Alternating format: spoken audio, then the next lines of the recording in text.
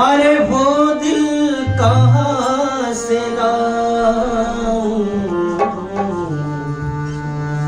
तेरी याद जो भुला दे। वो दिल कहाँ से लाऊं, तेरी याद जो भुला दे। मुझे याद आने वाले, मुझे याद आने वाले, कोई रास्ता बता दे। वो दिल कहाँ से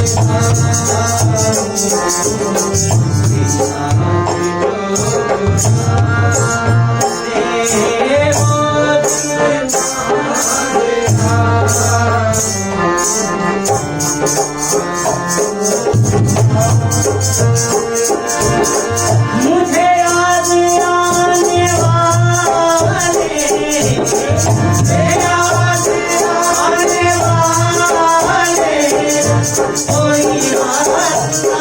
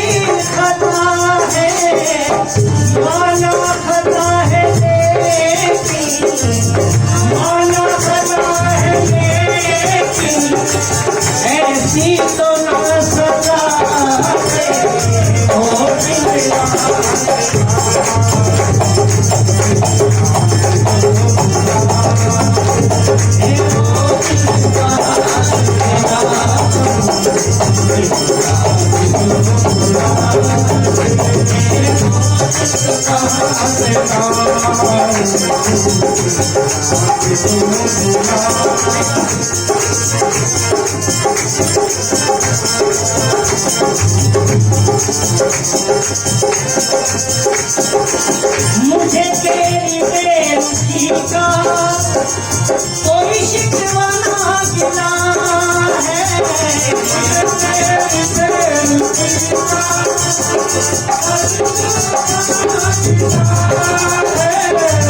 मुझे तेरी बेरुखी का कोई शिकवा ना गिला है। लेकिन मेरी वफा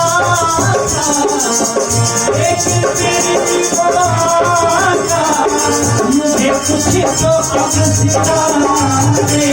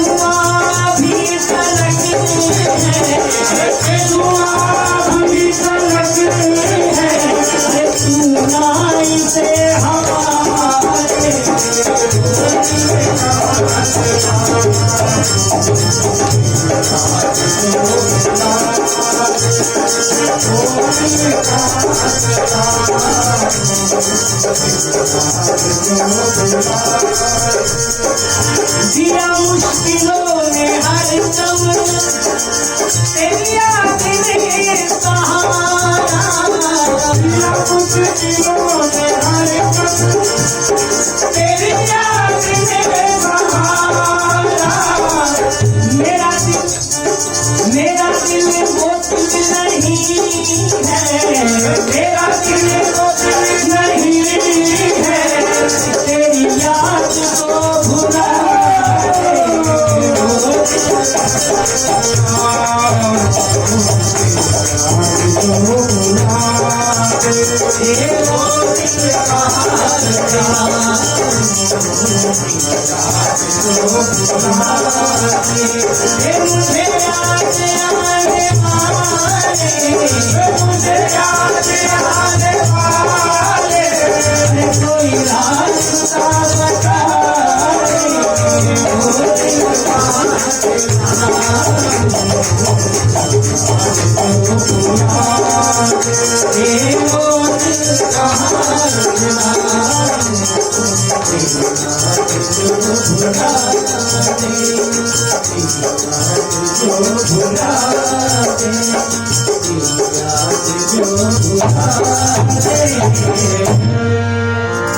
बोलो जय जयकारा वो मेरे श्री गुरु महाराज जी की जय।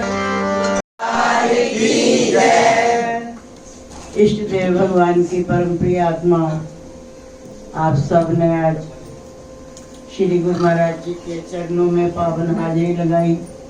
परम पूजनीय स्वामी जी भी पता नहीं कहाँ कहाँ से दौड़ के आ रहे।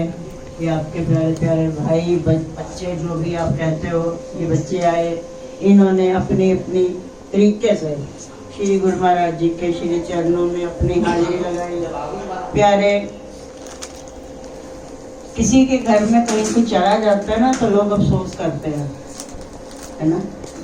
और वो दिन तुम्हारा मृदनी का दिन होता है, अरे ये क्या हो गया, ऐसा हो गया, वैसा हो गया। लेकिन मालिक के प्यारे जब अंशी अंश से मिलता है तब तो ऐसे ही उत्सव होता है जो आप कर रहे हो बैठ के। केवल वही जिससे बिछड़े थे उससे मिल गए, ये आनंद का उत्सव है। इसीलिए आनंद आ रहा है। और हमारे प्रेम भाई का तो परमानेंट आनंद है, वो है ही प्रेम। तो क्या है, एक वास्तव में ये एक सचमुच में आनंद का ही दिन होता है कि ज्योत में ज्योत समा गई, अंशी अंश से जा मिला। और ये एक उत्सव का दिन होता है। अब तुम्हारे घर में किसी के यहाँ ऐसा कुछ हो जाए तो नाचते हो? कहोगे भाई जी तुम्हारा दिमाग तो ही खराब हो गया, ये कोई नाचने का दिन है? प्यारे, ये बात फैक्ट है कि माँ माँ ही होती है। माँ की जगह पिता भी नहीं ले सकता। और हम कैसे कहें, हमारे तो पिता ने माँ और पिता दोनों की जगह ली, लेकिन उनसे मिलाने वाली भी यही थी। वो दिन मुझे अच्छी तरह से याद है जब अनंतपुर आश्रम से आने के बाद 13 साल वहां पे रहने के बाद और वहां से परेशान क्या, होनी बलवान है, आप सबसे जोड़ना था। ये वो ना, ये चक्करधारी जो है ये अपने ढंग का चक्कर चलाया करता और कुछ नहीं। नाम किसी का लग जाता, उसने ये किया, उसने ये किया, उसने ये किया। अभी भैया कह रहे थे कण कण में भगवान है, तो कण कण में भगवान वाली फिर वो बात याद रखना। सुन लिया मेरे जैसे किसी लल्लू ने कि कण कण में भगवान है, उसमें भी है, उसमें भी है, उसमें भी है, उसमें भी, जब सब में है भगवान अब चल पड़े भी सुन के आगे हमको। स्वामी जी ने ये बात कही है कि कण कण में। आगे जा रहे थे तो एक कहीं पागल हाथी आ रहा था, बहुत लोग कहा आप लोगों ने, तो मैंने कहा ना भाई, हमारे स्वामी जी ने बता दिया कण कण में भगवान है, तो ये हाथी में भी तो भगवान है, ये भी तो कण कण में ही आता, इनमें भगवान है। बहुत समझाया लोगों ने, बहुत, पर हमें तो वो मूर्खों वाली बुद्धि पकड़ी ना, बात का तथ्य नहीं समझा, बात को सही ढंग से नहीं समझा, बस एक मूर्खों वाली बात को पकड़ लिया कि कण कण में भगवान। चले गए हम तो वहां पे पहुंचे हाथी के पास, सोचा वो भगवान दर्शन ही दे देंगे, मैंने मारा सुन में लपेटा पटक दिया, उसने अपने ढंग से दर्शन दे दिए। अब तो फिर मेरे जैसा बंदा, हाय कण कण में भगवान है, अरे और स्वामी जी ने तो कहा था कण कण में भगवान है, हाय कण कण में भगवान है, अरे क्या करे रे, अरे भाई अरे कण कण में भगवान है, अरे कण कण में भगवान है। पर वो भगवान ने तो पटक दिया उठा के, ये कैसा भगवान है। राजवेंद्र जी पहुंचे, गए स्वामी जी क्या सिखा दिया? वो कहते कुछ नहीं, मैंने क्या सिखाना था। कहते आपने जो बताया वहां पे जो कण कण में भगवान है, वो तो अपना हाथ मुंह तोड़ के पड़े हैं कण कण में भगवान का नारा लगाते हुए आए। पूछा क्या हो गया बहन जी? अरे नहीं स्वामी जी रे, छोड़ो रे, कण कण में भगवान है, सर पटक दिया रे, टूट हाथ पर टूट गए रे, कण कण में भगवान है, क्या बता रही हो ये भगवान ने? तो स्वामी जी भी हंसे, अभी भी हंसी गए। तो उन्होंने ये कहा कि देखो बहन जी, हमने ये बात तो जरूर कही थी कि कण कण में भगवान है। एक बात बताइए, जब आप उस भगवान के दर्शन करने जा रहे थे तो रोका था किसी ने? मैंने कहा हाँ, इन्होंने रोका, बहुत लोगों ने रोका था मेरे को। कहते क्या बहन जी आपने भी बच्चों वाली बात कर दी। जब वो मैंने ये बात कही थी कि कण कण में भगवान है, तो ये बताइए वो हाथी वाला भगवान का दिमाग का एक माला अगर गिर गया तो ये बाकी के लोग जो रोकने वाले थे, क्या इनमें भगवान ना था? ये भगवान नहीं समझ में आया, वो वाला हाथी वाला भगवान ज्यादा समझ में आ रहा था। अर्थात हम तथ्य को नहीं समझते हैं, मेन बात को नहीं समझे, उनके कहने का मतलब क्या है उस बात को नहीं समझा, बस ये कणकण है भगवान है, नारा लगाना शुरू कर दिया और ऐसे ही फिर हम धोखा खा जाए। तो वहां से आने के बाद समय बदला, सब कुछ बदल गया और मैं आज भी मुझे याद है कि हम संतों के सख्त खिलाफ हो गए थे कि बस कुछ नहीं, संत सब ऐसे ही बेटा। कुछ समय तक तो कोई बात अगर करता था तो मुंह से अपशब्द भी निकल जाते थे, फिर अंदर से ही आत्मा से आवाज आई कि छोड़ गार्गी, ये भी सब कुदरत की कृपा होगी या कुछ और करना होगा, हो सकता है गुरु महाराज जी ये चाहते हो कि घर पे रह के माता पिता की सेवा करो, जो भी इनकी मौज हो तो छोड़ो। हम यही बात हर बार कहते थे। हाँ, माता से एक बात मैंने कह दी थी कि आज के बाद अगर तुमने किसी संत मंत के पास जाने को बात कही तो मेरा मरा मुंह देखोगे। और मुझे किसी संत मंत के पास जाना नहीं, पता होता तो हम ही से गंजे होना तब तो। लेकिन होनी हो गया, जो उस कुदरत ने छांट रखी है बात, किसके किसके लिए क्या क्या सोच रखा है, ना हमें पता, ना आपको पता, ना किसी को पता है, उनको पता। ऐसे ही एक और संत आए थे राजवीर जी के यहाँ, स्वामी जी की गुरु बहन भाई है पुष्पा आंटी, तो उनके यहाँ पे वो आए तो मम्मी जबरदस्ती अपनी कसम दे के ले गई। पर अब वो मेरा दिमाग ऐसा, मैंने उनको दोनों हाथ जोड़कर जय सच्चिदानंद तो कह दी, और वो संतों ने जो मुझे अंग्रेजी वाले शब्द बोले, अंग्रेजी वाले का मतलब विद गाली दे करके बोले, फलां फलां फलां, तुझे शर्म नहीं आती है कि संतों को प्रणाम करते हैं, जय सच्चिदानंद क्या होती है। मैं बदतमीज तो पहले ही हो रखी थी, दिमाग तो मेरा पहले ही पंचर था। बस प्रणाम को क्या कर, मैंने कहा बाबा जी हमारी जय सच्चिदानंद वापस कीजिए, हम तो जा रहे हैं। अब क्या बताया जाए तुम्हें, नहीं पच रही मेरी जय सच्चिदानंद, अपच कर रही है तो वापस कर दो भाई। चले आए। उसके बाद कुछ सब फिर मैंने बहुत ज्यादा माता को टाइट कर दिया। मैंने, माता तुम्हें मेरी कसम है, फालतू में हमें ना लेके जाओ, ऐसे फालतू में मेरे मुंह से कुछ कुछ निकल जाता। मैंने उनको जय सच्चिदानंद की नहीं प्रणाम किया तो क्या हो गया, मेरी कसम, अपने कसम है कि 3 क्वेश्चनों के जो उत्तर देगा मैंने वहीं पे सिर झुकाना, नहीं झुकाना तो नहीं झुकाना।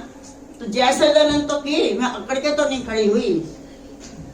माता भी परेशान थी, क्योंकि हर माँ बाप एक बात अवश्य चाहते हैं कि कल को उनके जाने के बाद उनके ऊपर कोई ये बात ना आए कि बच्चों का कुछ करके नहीं गए। ये बात हर माँ बाप के दिमाग के अंदर बनी रहती। तो माता को भी ये था, कहती या तो मांग लाल कर, मैं तो नहीं करूंगी, कहती फिर उधर जा, मैं तो कहीं नहीं जाऊंगी। बड़ी समस्या खड़ी हुई। तो माता इस बात को लेके बहुत परेशान थी। पुष्पा आंटी के यहाँ स्वामी जी की गुरु बहन, उनके यहाँ आना जाना लगा हुआ। फिर भी बात कहनी पड़ेगी, आज अगर माता ने वो मेहनत ना की होती या वो क्षण पर ऐसा ना हमारी जिंदगी में आया होता तो हम आज यहाँ नहीं कहीं और धक्के खा रहे होते, गलियों के तिनकों की तरह हवाओं में उड़ रहे होते, क्योंकि उन्होंने संभाली, आज उनकी गोद में बैठे हुए। फिर अब ये बेचारी वहां पे स्वामी, देखिए पहले भी बता ही चुके हैं कि श्री गुरु महाराज जी की चक्कर देखिए। स्वामी जी साधना में बैठे हुए हैं बीबी नगर, और उनके वहां पे अयोध्या से उनको जो है स्वामी वामदेव जी का एक लेटर आ गया कि भाई ऐसे ऐसे जो है मुलायम सिंह ने वो मस्जिद का वो मंदिर तोड़ा है, तो आप आ जाइए। अब स्वामी जी साधना बीच से ही छोड़ के चले गए। और उसी स्वामी जी का कहना, कहते मैं गाड़ी में बैठा बैठा ये सोच रहा था कि काश अगर आज मुझे राजवीर मिल जाए, गुरु भाई पुष्पा आंटी वाले अंकल, तो आज अगर वो मुझे राजवीर मिल जाए तो मैं आज का दिन लखनऊ रुक के कल अयोध्या जाऊंगा। ऐसा हो सकता है? चलती गाड़ी में कहाँ राजवीर, इम्पॉसिबल। लेकिन उनके लिए कुछ भी पॉसिबल, उनकी डिक्शनरी में इम्पॉसिबल शब्द है ही नहीं। वो कहते हैं हारिए ना हिम्मत, विसारिए ना हरि का नाम, कहीं रहिए जय रास्ते में। और वही हुआ। लखनऊ का स्टेशन आया, एक प्लेटफॉर्म पे स्वामी जी उतरे। एक गाड़ी के डब्बे के 2 गेट होते हैं, उसी डिब्बे में से इधर से अंकल जी उतरे, इधर से स्वामी जी उतरे। एक ही डिब्बे में बैठे हुए थे। दोनों का आमना सामना हुआ। अंकल जी ने प्रणाम किया तो स्वामी जी ने पूछा, राजवीर जी आप यहाँ? कहते हाँ मैं नंगली साहब से आया हूँ और मेरठ से बैठा हूँ। स्वामी जी बोले बीवी नगर से आया हूँ, हापुड़ से बैठा हूँ। अंकल जी बोले घर चलो। कहते सो तो चलना। वहां मिल गई मेरी माँ मुझे गंजा कराने के लिए। तो वहां पे जब माता जी मिल गए तो ठीक है, वो नाश्ता पानी जो भी है करने के बाद जब माता जी ने फिर, क्योंकि माँ को ये था कि या इधर एक तरफ हो जाए, कल को कोई ये ना कहे कि एक ही बच्चा था वो भी धक्के खा रहा, कहीं का ना हो पाया। ये हर माँ बाप की एक टेंशन होती है कि बच्चे जरा ठिकाने पर सेट हो जाए। फिर उसने अपना रोना रोया स्वामी जी के आगे। अब मैंने कसम भी दी हुई है, तो स्वामी जी का ये कहना है। अब स्वामी जी की बात आती है। स्वामी जी मेरे से कहते, गार्गी तूने तो माता को जो है कसमें कुसमें दे के पता नहीं कैसे कैसे बांध दिया, पर माँ होती है।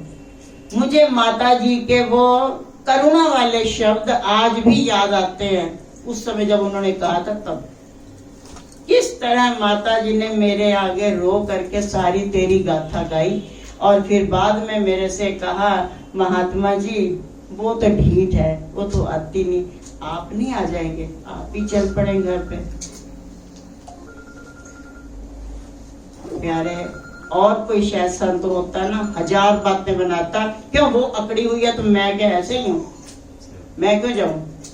लेकिन वही हमारे भोले से स्वामी जी, जैसे कि उनका संन्यास से पहला नाम था भोलेनाथ के नाम पे श्री शिवदत्त जी, तो भोलेनाथ ही थे ये। उसी हिसाब से कहते ठीक है माता जी हम चल पड़ते हैं। और स्वामी जी आ गए। अब आगे मेरी दशा देखो। सर्दियों के दिन है, स्कूल की छुट्टी हुई है और हम बड़े मजे से पार्क, घर के सामने पार्क है, पार्क में कुर्सी बिछाए, कॉर्नर का मकान है, रोड सामने है, साथ ही बहती किनारे तक का नजर आता। तो हम जो है वहां पे बैठे मूंगफली चबा रहे थे। दूर से देखता हुआ मेरी माँ तो आई, फिर किसी साधु को लिए चली आई, ये बाजना आई। अंदर तो बड़ा गुस्सा आया कि पता नहीं इसको क्या बीमारी लगी है, फिर किसी साधु को पकड़ लाई है। पर उनका एक अपना ही ओज था, स्वामी जी का एक अपना ही तेज था, एक अपना ही उनका हृदय में छिपी हुई करुणा भाव थी। अब दूर से देख तो लिया, चलो भाई अंदर बेडशीट वगैरह चेंज करो, बिस्तर इस्तर सेट करो, आ रहे हैं तो अब आ ही रहे हैं तो आ जाओ, फिर क्या करें, मना तो नहीं कर सकते, वो ले ही आइए। लेकिन वो कैसा क्षण था, हम सारे वचन भूल गए, सारी बातें भूल गए, सारे प्रश्न भूल गए। स्वामी जी को देखते ही ऑटोमेटिक सिर मेरा झुका और मेरी माँ भी बाज नहीं आई।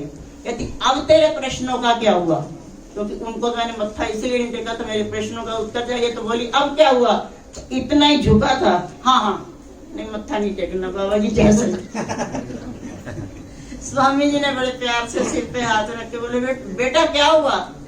शायद आज मेरी उम्र 60 के आसपास है, 60 प्लस निकल गए और उनको मिले हुए भी 22 साल हो गए थे। 22 साल का साथ रहा उनका।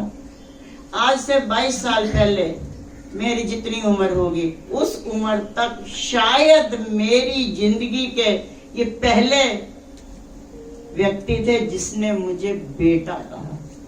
क्योंकि ऐसी हमारी मुकद्दर रहा, ना तो आज तक माँ ने बेटा कहा, ना आज तक पिता ने बेटा कहा, ननिहाल में रहे ना उनमें से किसी ने बेटा कहा। बस मैं कई बार उनको कहती थी आपने बेटा कह के दिल मोह लिया और कुछ नहीं। उन्होंने तो बांसुरी बजा के किया था ना, आपने बस बेटा कह के। जैसे ही स्वामी जी ने बेटा कह के बुलाया तैसे ही मेरे मुंह से निकला, इन्होंने कहा बेटा क्या हुआ। मैंने कहा पिताजी कुछ नहीं। स्वामी जी कहते पहला बंदा थे तो जिसने पिता शब्द कहा था, नहीं तो जो है सब स्वामी जी बाबा जी जो भी कहते। तो पिता शब्द। उसके बाद में स्वामी जी ने पिता और माँ और भाई और बहन, उनका तो रिश्ता समझ ही नहीं आता। बच्चों के साथ वो बच्चे थे, बड़ों के साथ जब बैठते थे परमहंसों की मंडली में तो वो एक अलग ही चमकते थे। और हमने तो उनके साथ लूडो भी खेली हुई है। क्या बता, सफर में निकलना तो ये रहता था कि राजू को नींद ना आ जाए, तो हम लोगों ने सबने मिलकर अंताक्षरी खेलनी। अब अंताक्षरी तो क्या होती थी, एक कोई शब्द मिल रहा उसी से गाया जाता है ना। अब स्वामी जी को अगर कुछ नहीं आ रहा, तो मान लीजिए हमने उनको 9 अक्षर दे दिया, तो स्वामी जी बड़ा राग लगा के बोलते थे, नदी किनारे 3 पेड़ थे, पीपल बरगद आम, उसी के नीचे देखो बैठे सीता लक्ष्मण। नहीं, ये कौन सा गाना, भजन, दोहा, क्या है ये क्या कहते, गा के बता रहा हूँ। चलो भाई आगे चलते हैं। अब हमने उनको 2 अक्षर दे दिया, गंगा किनारे 3 वही पीपल बरगद आम और सीता लक्ष्मण राम। 9 अक्षर दोबारा दे दिया तो नर्मदा किनारे। अरे भाई ये तुम्हारे तीनों वहीं के वहीं कहीं भी पहुंच जाते हैं क्या? तो एक दिन फिर मैंने उनसे क्या ही दिया, मैंने कहा फिर एक बात बताइए, ये आपके सीता लक्ष्मण राम हर जगह आ जाते हैं? हर जगह। खेल में स्वामी जी ने बड़े टॉप की बात समझा दी। उस समय नहीं समझ में आई, अब समझ में आई। कहते हैं हाँ गाएगी, अपने आप तरफ इशारा करके कहते गरीब की गाड़ी जहाँ अटकती है ना, वहाँ ये तीनों आ ही जाते। हम सबके साथ भी प्यारे जहाँ होता, अगर हम दिल से उनको याद करते हैं तो जहाँ भी ये गाड़ी अटकती है पता नहीं चलता अटकी कब और निकली कब। तो इस तरह से स्वामी जी से मिला के माता ने ऐसे, और एक माँ ही थी जो बच्चों को अहंकार रूपी शत्रु से बचाती है, और नहीं कोई बचाता। आप तो सारे मत्था टेकते थे, मुझे अहंकार पे चढ़ाते हो, सच बात है। लेकिन माँ जब संन्यास मिला तो माता जी प्रणाम किया, तो मैंने कहा माता आप मत प्रणाम किया करो। माता आ गई अपने असली रूप में, कहती ए अहंकार में ना जियो, तुझे कौन मत्था टेक रहा है, तुझे ना मैं प्रणाम कर रही, मैं तो ये गुरु महाराज जी के चोले को कर रही हूँ, तुझे ना टेक रही। बादशाह अकबर की मुझे उस समय याद आई। बादशाह अकबर की जब माँ मर गई थी ना, तो बादशाह अकबर बहुत रोए थे। सारी खलकत उनके पास इकट्ठी होकर के कहती है जहाँ पना, आप ठीक है वृद्ध थे, जाना ही था उन्होंने, तो आप ऐसे इतने दुखी क्यों हो रहे हो? कहते क्या बताऊं, कोई मुझे जहाँ पना कहता है, कोई मुझे बादशाह सलामत कहता है, कोई मुझे कुछ कहता है, कोई कुछ कहता है। एक माँ थी जो मुझे प्यार से कहती थी, ओ अकबरा। अब आप मुझसे कोई कहेगा,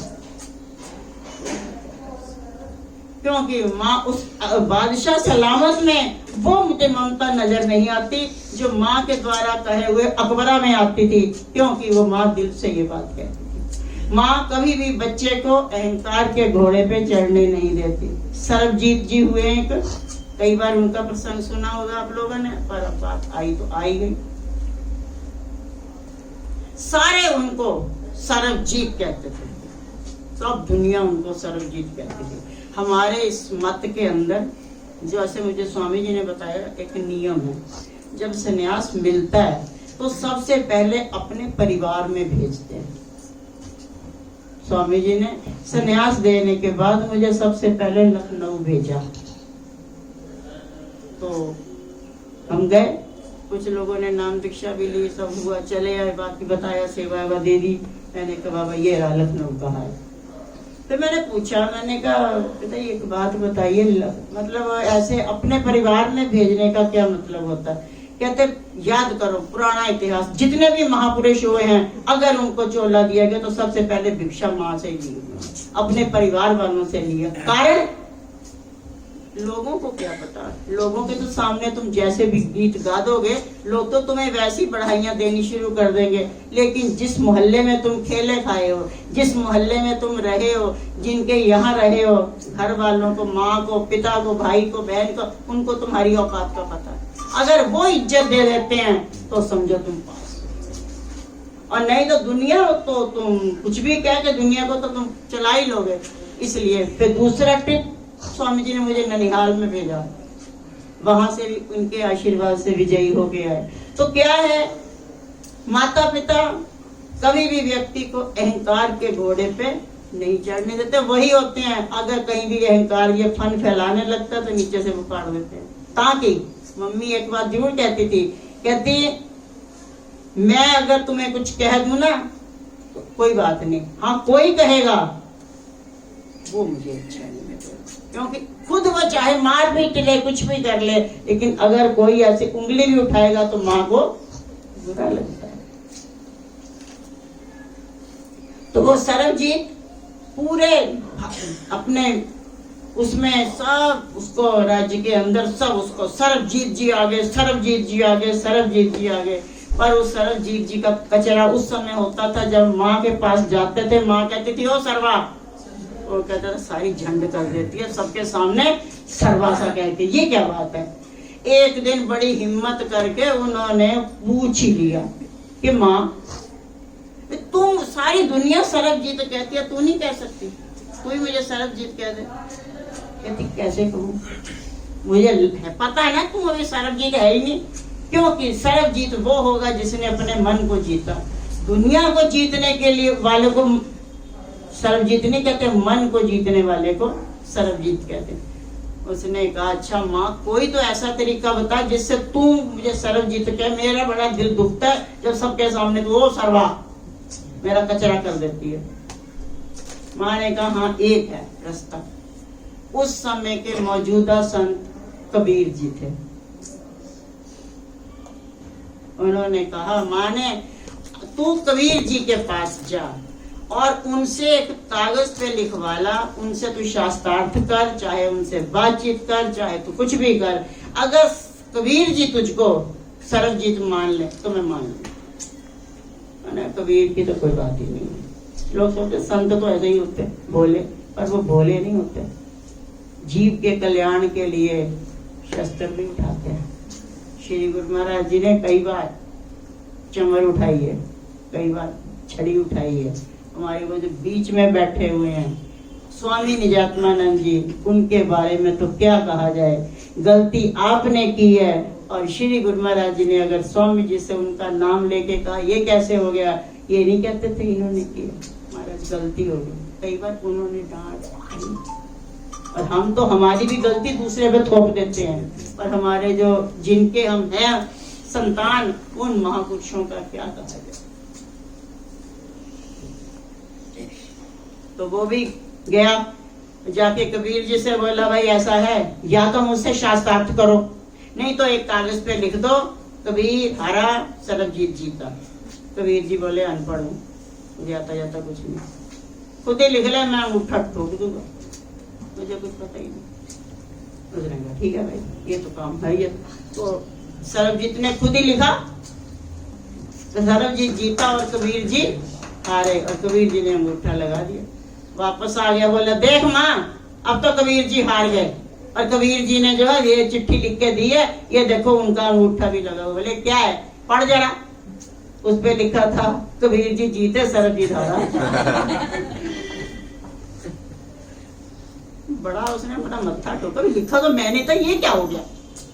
बोला अच्छा दोबारा जाता हूँ। फिर दूसरी बार वही, बोला महाराज पता नहीं पहले कुछ गलती हो गई है, कुछ कंफ्यूजिंग हो गई है, आप दोबारा से अंगूठा लगा देना, मैं लिख देता हूँ। आप लिख सकते हो तो आप लिख दो। और बोले मैंने को आता है, मेरे को अपना नाम नहीं लिखना आता, मैं क्या करूँगा, तो तुम लिख लो। दूसरी बार फिर लिख दिया उसने, कबीर जी हारे सरबजीत जीता लगा दिया उन्होंने अपना स्टैम्प। फिर आगे माँ को दिखाया,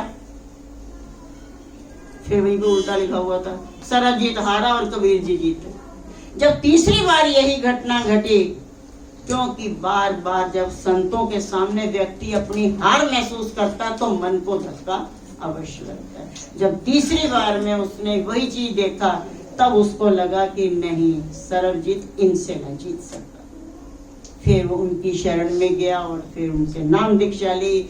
मन को जीतने का तरीका जाना और जानने के बाद फिर उसकी माँ ने भी कहा, और सर्वजीत तेरा क्या हाल है? क्योंकि आज माँ को पता चल गया कि ये वास्तव में अब अपने मन के अधीन नहीं है। हम सारे अपने मन के अधीन है ना, लेकिन मन सब कोई संभाल सकता है। या तो ये चपट लगा सकते हैं गुरुदेव या फिर माँ, और कोई नहीं संभालेगा। गुरुदेव भी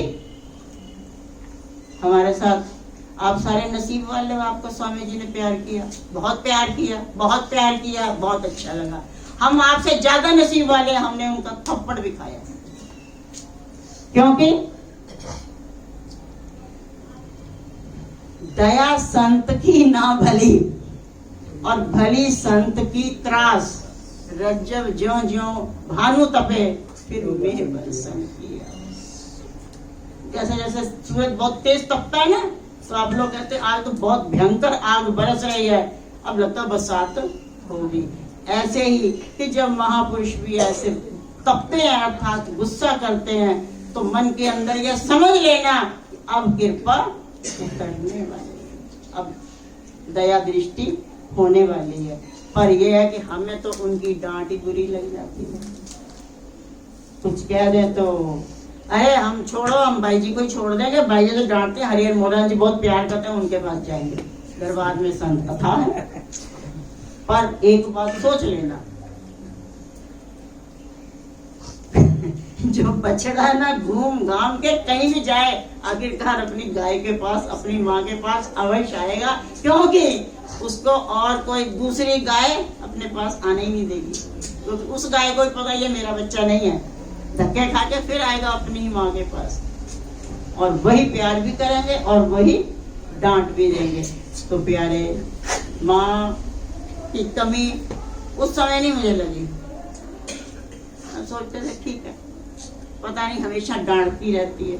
एक बार मैंने इसको कह दिया, मैंने कहा माता एक बात बता, देखो वो मामी अपनी बेटी को कितना प्यार करती है, मेरा बच्चा, मामी मुझे वक्त कितना प्यार करती है, और तुम नहीं कभी करती हो।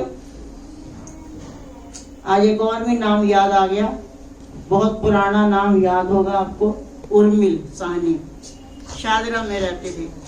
तो उसने फैसला यहाँ तक कर रखा था कि ये तुम्हारी देव की माँ है, मैं यशोदा माँ हूँ, यहाँ तक उसने अपने आप को बनाया हुआ। लेकिन माता की बात बताएं तो वो बेटा बेटा करती रहती थी। तो मैंने एक दिन इसको कह दिया, मैंने कहा देखो ये वाली माँ ना मेरी कितनी अच्छी है, मेरे को कितना प्यार भी करती है, बेटा बेटा भी कहती है। मम्मी ने ना एक बात कही, कहती वो बनी है, मैं हूं तो हूं, तो मैं तेरे को सर्टिफिकेट लिख के दूंगा मैं तेरी माँ हूं, और वो जो है ना वो माँ जो वो बनी है। और सच बात है, आज उसको पता लगा ही गायब हो गया। बीच में अंकल जी की डेथ हो गई थी, तो हम गए थे, उसके बाद से उसका फोन फान भी आना बंद हो गया। उसका बेटा संदीप का व्हाट्सएप पे बस गुड मॉर्निंग आती रहती, यहाँ तक आ गए। तो कितना मतलब माताओं को, एक माँ सच बात में ना तो त्रिकालदर्शी भी होते हैं जीव अपने बच्चों के बारे में। वैसे तो वो होते हैं कि नहीं होते मुझे नहीं पता, पर अपने बच्चों के बारे में। स्वामी जी एक बात कहते थे, जब हमें मिला सन्यास पहले मिल गया था, तो माता मुझे प्रणाम कर, मेरे तो अकड़ तोड़ धोरी थी, उसे मुझे नहीं कर रही, चोले को कर रही है। लेकिन जब माता को मिला तो हम माता को प्रणाम करने लगे। तो एक दिन मुझे स्वामी जी ने कहा, कहते गार्गी तुझे ये नहीं महसूस हो रहा कि तुझे पहले मिला था, तू बड़ी है, उसको तो बाद में मिला। मैंने कहा पिताजी किसको मिला पहले, किसको मिला बाद में, वो मिला तो उसी की वजह से। अगर वो ना होती तो मैं दुनिया में ही ना होती, अगर उसकी कृपा ना होती तो मैं इस लाइन में ना होती, अगर उसकी दया ना होती तो आप ही से मुलाकात ना होती और हम आप सबके बीच में ना होते। कई बार मुझे हंसी आती है कि वैसे तो मैं संसार में अकेली हूँ, कोई भाई बहन नहीं है, लेकिन आज श्री गुरु महाराज जी के चरनी लगने के बाद एक छोटा सा परिवार हमारा 550-700 राखियां बनाती हूँ, जिनमें से कुछ नहीं बचती हैं। इतने तो भाई हैं मेरे, क्या है, एक को पकड़ लिया। अब उनके द्वारा अब तुम सारे भाई, तो ये बैठी है भाभी माता जी की 5 बहुएं बनी हुई हैं। और मेरे को सोच आ रही थी कि एक बहू हमारी गायब हो रही है, पर उसके दर्शन हो गए बीच में। मैंने कहा लो जी, वो भी आ गई, वीना भाभी हमारी। तो क्या है, वो बैठे हैं। उनका भी ये कहना है कि भाई जी अगे पीछे, हालांकि उसकी तबीयत ठीक नहीं है, बहू ने बताया ब्लड प्रेशर हाई है और शुगर बढ़ी हुई है। पर उसने मैंने कल फोन किया तो मैंने कहा जी ਤੁਹਾਡੀ सासू माँ तो बुला रही, कहते जी मेरी पूरी कोशिश रहेगी। मैं देख रही थी कि मैं अभी तक नहीं आया, पर अभी देखा आगे वो बैठे हुए हैं। तो ये माता की 5 बहुएं और ये बेटे लोग। तो क्या है, ये प्रेम भाई हमारा, ये इनके वाले भैया हैं। ये एक वक्त ऐसा था बलजीत नगर में, नीचे सीढ़ी पे बैठे रहे और माता जी ऊपर थे। हम कह के मर गए, बंदा ऊपर ही नहीं आया। और आज उनकी कृपा से जब से माता के बेटे बन गए हैं, एक मेरा फोन अगर जाए तो प्रेम ना आए, ऐसा कैसे हो सकता है। और इनको तो बहला देते हैं, ये तो कहती रहती है। दूसरे प्रेम भैया और ये सारे भाई गुरु महाराज जी अपनी कृपा, अपना आशीर्वाद, अपनी बरकत सदा इस परिवार पे, सारे परिवार पे, क्योंकि अब तो छोटा सा परिवार। श्री गुरु महाराज जी से प्रार्थना कि मालिक, अब ये देखिए ये सामने आए हैं, अभी ज्यादा समय नहीं हुआ और ऐसे अटैचमेंट सा हो गया है इनसे भी कि जैसे पता नहीं कब से जानते हैं। बिटिया आ गया, वो बाकी पीछे हैं, सब लाइन से बैठे हुए हैं। उनको आज मजा आ गया। नीचे में तो दिक्कत होती थी, यहीं पे दरवाजा खोल के बैठ गए। अंकल जी की तबीयत नहीं ठीक है, छोड़ नहीं सकते, या ये आएंगे या वो आएंगे, एक जगह। तो क्या है, श्री गुरु महाराज जी कृपा सब पे बना के रखें, अपना आशीर्वाद बना के रखें। रहो, हम तो गलतियों से भरे हुए हैं। हम अगर गलती ना करेंगे तो तुम बख्शोगे किसको, पहले तो ये बताओ हमें। हमारा धर्म है गलती करना? नहीं, धर्म नहीं है, हो जाती है, अब करेंगे। अब जीव है ना, भूल चूक तो हो ही जाती है। और आप 2 सागर हैं, इधर गुनाहों का सागर है, अथाह भरा पड़ा हमारा गुनाहों का सागर, लेकिन एक सागर उधर है, उधर कृपा का सागर है। और ये कौन सा सागर जीतेगा? कृपा का सागर, क्योंकि उस सागर के आगे ये सागर छोटा पड़ जाएगा और उसी के अंदर ही जा समाएगा। तो प्यारे, ज्यादा नहीं कहेंगे। श्री गुरु महाराज जी अपनी कृपा बना के रखें, अपना आशीर्वाद बना के रखें। और आप सारे जिस भाव से आए हो, कोई तो माता की दोती है, कोई पोता है, कोई बहू है, कोई बेटी है, कौन है, माता तुम जानो, तुम्हारा ये परिवार जाने। तो श्री गुरु महाराज जी आप सब पे अपना आशीर्वाद बना के रखें, इन बच्चों को खूब शक्ति दें, हो अपना गुरु महाराज जी का यश फैलाते रहें। और हमारे हरि भैया, ये तो है ही हरि, इनको तो क्या करें, हरि तो कण कण में समाया, पर वो हाथी वाली बात मत समझना, वो गड़बड़ हो जाएगी।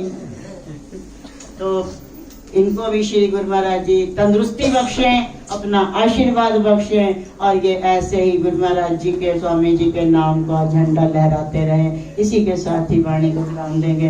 इतनी देर से मैं अकेली बोल रही थी, मेरे माइक से जैसी मत करना। एक ही तो साथी है मेरा इस समय, वैसे तो बहुत सारे हैं, इस समय एक ही साथी था।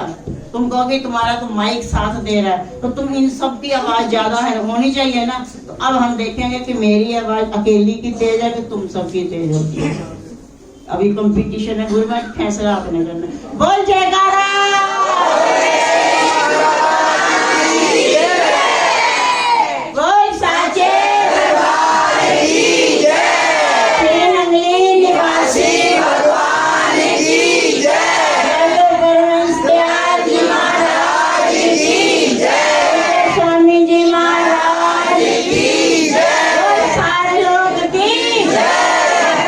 सेवानंद जी की जय। बांके बिहारी लाल